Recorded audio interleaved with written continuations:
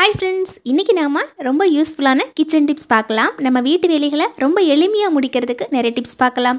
அது மட்டும் இல்லாமல் அன்றாட வாழ்க்கையில் யூஸ்ஃபுல்லாக இருக்கக்கூடிய நிறைய டிப்ஸ் அண்ட் கிச்சன் டிப்ஸும் பார்க்கலாம். வாங்க நம்ம வீடியோக்குள்ளே போகலாம். நாம் இஞ்சி வாங்கி வச்சுருந்தோம் அப்படின்னா கொஞ்ச நாள்லேயே வாடி போய்டும். இந்த மாதிரி நம்ம வெளியே வச்சுருந்தாலும் சரி, ஃப்ரிட்ஜில் வச்சுருந்தாலும் சரி, இந்த மாதிரி தோலெல்லாம் ரொம்ப வாடி வதங்கி போயிடும். இதுக்காக நம்ம ரொம்ப சிம்பிளாக ஒன்று பண்ணலாம். நம்ம வீட்டில் இருக்கிற ஒரு சின்ன பீஸ் ஒரு துணி ஒன்று எடுத்துக்கலாம். அதாவது காட்டன் துணி யூஸ் பண்ணால் ரொம்ப நல்லது. இந்த துணியை தண்ணியில் நனைச்சி எடுத்துக்கோங்க. அதுக்கப்புறமா நம்ம நல்லா வாஷ் பண்ணி வச்சுருக்கிற இந்த இஞ்சியை அது மேலே எடுத்து வச்சுக்கிட்டா போதும். அதே மாதிரி இந்த துணியை இந்த மாதிரி க்ளோஸ் பண்ணி வச்சுக்கிட்டோம் அப்படின்னா இஞ்சி அதிக நாளுக்கு ஃப்ரெஷ்ஷாக இருக்கும். நம்ம ஃப்ரிட்ஜில் வைக்காமல் வெளியே வச்சுருந்தா கூட இஞ்சி அழுகி போகாது. அதே சமயத்தில் அந்த தோல் எல்லாம் நல்லா ஃப்ரெஷ்ஷாக இருக்கும். நம்ம வாங்கிட்டு வரும்போது இஞ்சி எப்படி இருந்ததோ அதே மாதிரியே அதிக நாளுக்கு வச்சு யூஸ் பண்ணிக்கலாம். இப்போ நான் ஒரு சட்டை ஒன்று எடுத்து வச்சுருக்கிறேன். பாருங்கள், இந்த சட்டை பார்த்திங்கன்னா பழைய சட்டை தான். இந்த சட்டையோட 2 கைகள் இருக்கும் இல்லைங்களா, அந்த கைப்பகுதியை இந்த மாதிரி உள்ளே இழுத்து போட்டுக்கோங்க. பாருங்கள், வெளிப்பகுதியில் இருக்கிற அந்த கைப்பகுதியை உள்ளே இழுத்து வச்சுக்கிட்டோம் அப்படின்னா நமக்கு யூஸ் பண்ணும்போது ரொம்ப வசதியாக இருக்கும். ஸோ இந்த மாதிரி இழுத்து வச்சாச்சு. அதுக்கப்புறமா நம்ம யூஸ் பண்ண வேண்டியது ஒரு ஹேங்கர். நம்ம வீட்டில் இருக்கிற ஒரு ஹேங்கர் ஒன்று எடுத்து உள்பகுதியாக விட்டுருக்கிற அந்த கையில் இந்த ஹேங்கரை எடுத்து வைக்கும்போது அந்த கை எப்போவுமே வெளியே வராமல் இருக்கும். இப்போ ஹேங்கரில் மாட்டியாச்சு. அதே மாதிரி சட்டையில் இருக்கிற முதல் பட்டனை இந்த மாதிரி போட்டு விட்டுக்கலாம். சட்டையில் இருக்கிற கடைசி பட்டனையும் போட்டு விட்டுக்கலாங்க. போட்டு விட்டாச்சு. இப்போ நம்ம சட்டையோட கீழ்ப்பகுதி இருக்கு இல்லைங்களா, இந்த கீழ்ப்பகுதியை நல்லா இந்த மாதிரி ஒன்று சேர்த்து வச்சுக்கலாம். பாருங்கள், கையில் இந்த மாதிரி ஒன்று சேர்த்து வச்சுக்கிட்டு நம்ம யூஸ் பண்ணுற ஹேர் பேண்டை இதில் போட்டு விட்டுக்கலாம். இந்த ஹேர் பேண்டை நல்லா டைட்டாக போட்டு விடணும். ஸோ ஒரு 4 சுற்று இந்த மாதிரி சுற்றி விட்டுக்கிட்டோம் அப்படின்னா நமக்கு ஹேர் பேண்ட் ரொம்ப டைட்டாக இருக்கும். அதே சமயத்தில் எப்போவுமே இது பிரியாமல் இருக்கும். இப்போ பார்த்தீங்கன்னா ஒரு 4-5 சாரீஸ் இந்த மாதிரி நான் எடுத்து வச்சுருக்கிறேன். நம்ம வீட்டில் நிறைய சாரீஸாக இருக்கட்டும், இல்லை நிறைய துணிகள் இருக்கும்போது நம்ம பீரோவில் வைக்கிறதுக்கு சம்டைம்ஸ் இடமே இல்லாமல் இருக்கும். அந்த வேளையில் ரொம்ப ஈஸியாக நம்மக்கிட்ட இருக்கிற பழைய ஷர்ட்டெல்லாம் இந்த மாதிரி யூஸ் பண்ணிக்கலாம். இப்போ பார்த்தீங்கன்னா இது நல்ல ஒரு பேக் மாதிரியே இருக்கும். பாருங்கள், எப்போவுமே முதல்ல கீழ்ப்பகுதியில் வைக்கும்போது இந்த மாதிரி ஒரு கெட்டியான ஒரு துணி வச்சுட்டு அதுக்கு மேலே நம்ம துணிகளை அடுக்கும்போது ரொம்ப சூப்பராக இருக்கும். அதாவது துணி கலையாமல் இருக்கும். இப்போ முதல் சாரி எடுத்து வைக்கும்போது பாருங்கள், ரொம்ப ஈஸியாக நம்ம பீரோவில் எப்படி அது உட்காருமோ அதே மாதிரியே உட்காந்துக்கும். இந்த மாதிரி பழைய சட்டையெல்லாம் யூஸ் பண்ணிவிட்டு நீங்களே ஆச்சரியப்படுவீங்க. இவ்வளோ நாள் நம்ம இந்த சட்டையை குப்பையில் போட்டு வச்சுருந்தோமே அப்படின்னு. அந்த அளவுக்கு ரொம்ப யூஸ்ஃபுல்லாக இருக்குங்க. அதே மாதிரி நம்ம துணிகளை இதை வச்சுட்டு நம்ம க்ளோஸ் பண்ணி கூட வைக்கலாம். அதில் இருக்கிற பட்டனை இந்த மாதிரி எடுத்து க்ளோஸ் பண்ணி வைக்கும்போது எப்பவுமே க்ளோஸ்டாக இருக்கும் நமக்கு. அதே மாதிரியே உள்ளே இருக்கிற துணிகள் கூட ரொம்ப ஈஸியாக நம்ம வெளியே எடுத்துக்கலாம். வெளியே எடுத்துகிட்டு க்ளோஸ் பண்ணி கூட வச்சுக்கலாம். நாம் இதில் சாரீஸ் மட்டும் இல்லை, எந்த வகையான துணிகளும் மடித்து வச்சுக்கலாங்க. ரொம்ப ஈஸியாக இருக்கும் எடுத்துக்கிறதுக்கும் வைக்கிறதுக்கும். இதில் நம்ம ஹேங்கர் யூஸ் பண்ணியிருக்கிறதால நம்ம கபோர்டுக்குள்ளே கூட மாட்டி வச்சுக்கலாம், அல்லது வெளியிலேயே மாட்டி வச்சுக்கலாம். பாருங்கள், நம்ம வெளியிலே மாட்டி வச்சுருந்தோம். அதே மாதிரி இந்த மாதிரி கபோர்டுக்குள்ளே ஹேங்கர் இருந்ததுன்னா அதில் கூட நம்ம இந்த மாதிரி மாட்டி வச்சுக்கலாம். ஒரு சட்டையிலேயே 15 சாரீஸ் வரைக்கும் நம்மளால் அடுக்கி வைக்க முடியும். இதே மாதிரி நம்மக்கிட்ட நிறைய பழைய சட்டைகள் இருக்கும். அந்த சட்டை ஃபுல்லாகவே பழைய துணிகள் ரொம்ப சூப்பராக இந்த மாதிரி தூசி படியாமல் அடுக்கி வைக்க முடியுங்க.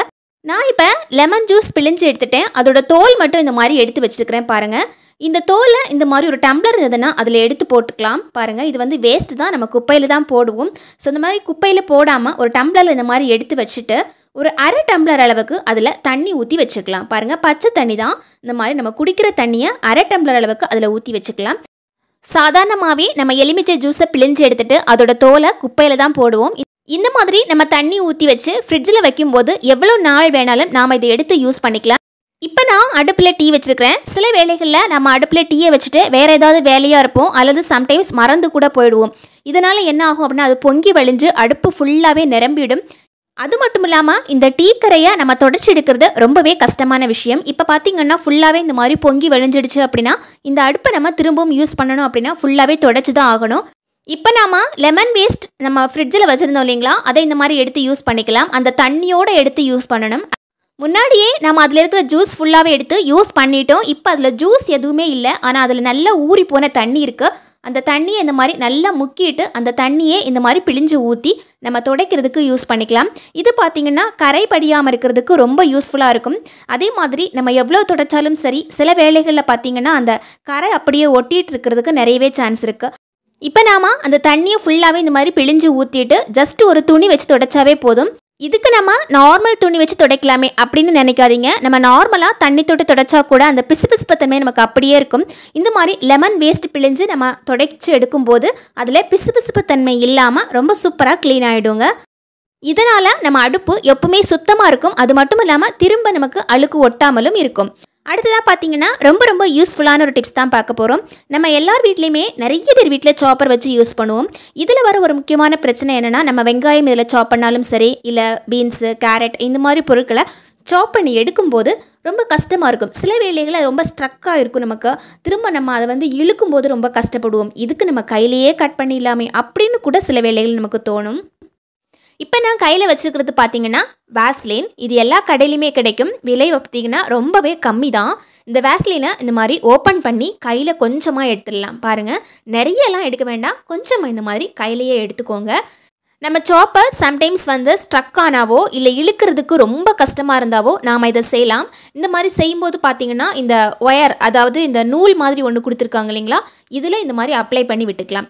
இந்த மாதிரி அப்ளை பண்ணி விட்டுட்டு ஒரு 2 or 3 டைம்ஸ் இந்த மாதிரி இழுத்து எடுத்து விடும்போது அது உள்ளேயும் போய் சேரும். ஸோ எல்லா இடத்துலையும் படுற மாதிரி நம்ம அப்ளை பண்ணி விடணும். விட்டுட்டு ஒரு 2 டைம்ஸ் அல்லது 3 டைம்ஸ் இந்த மாதிரி மேலே இழுத்து இழுத்து உள்ளே விடும்போது இந்த வேஸ்லின் நமக்கு உள்ளேயும் அப்ளை பண்ண மாதிரியே இருக்கும்.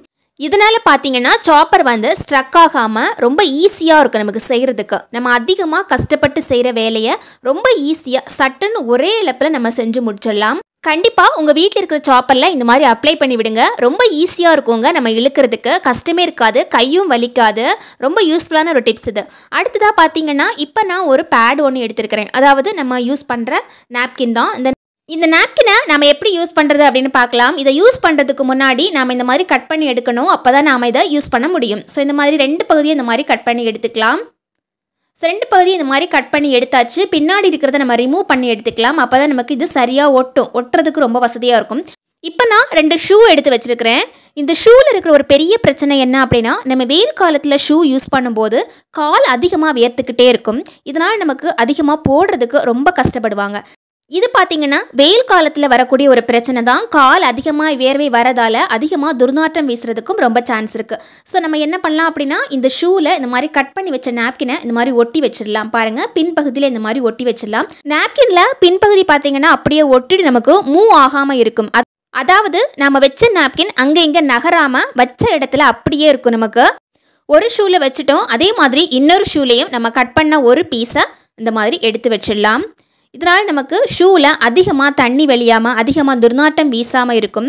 இந்த நாப்கின் வச்சுருக்குறோம் இல்லைங்களா, இந்த நாப்கின் வந்து டைரெக்டாக நம்முடைய காலில் படாமல் இருக்கிறதுக்காக சின்னதாக ஒரு காட்டன் கிளாத் யூஸ் பண்ணிக்கலாம். அதாவது சின்ன துணி ஒன்று கட் பண்ணி அந்த நம்ம ஒட்டி வச்சுருக்கிற அந்த நாப்கின் மேலேயே வைக்கும்போது நம்ம கால் டைரெக்டாக அந்த நாப்கின் மேலே படாமல் இருக்கும். பாருங்கள், சின்ன துணி தான் வச்சு விடணும். வெயில் காலத்தில் இந்த டிப்ஸ் ரொம்பவே யூஸ்ஃபுல்லாக இருக்குங்க. இந்த டிப்ஸ் எல்லாம் உங்களுக்கு ரொம்ப யூஸ்ஃபுல்லாக இருக்கும் அப்படின்னு நினைக்கிறேன். அதே மாதிரி ரொம்ப பிடிச்சிருக்கும் அப்படின்னு நினைக்கிறேன். தேங்க்யூ ஃபார் வாட்சிங் ஃப்ரெண்ட்ஸ்.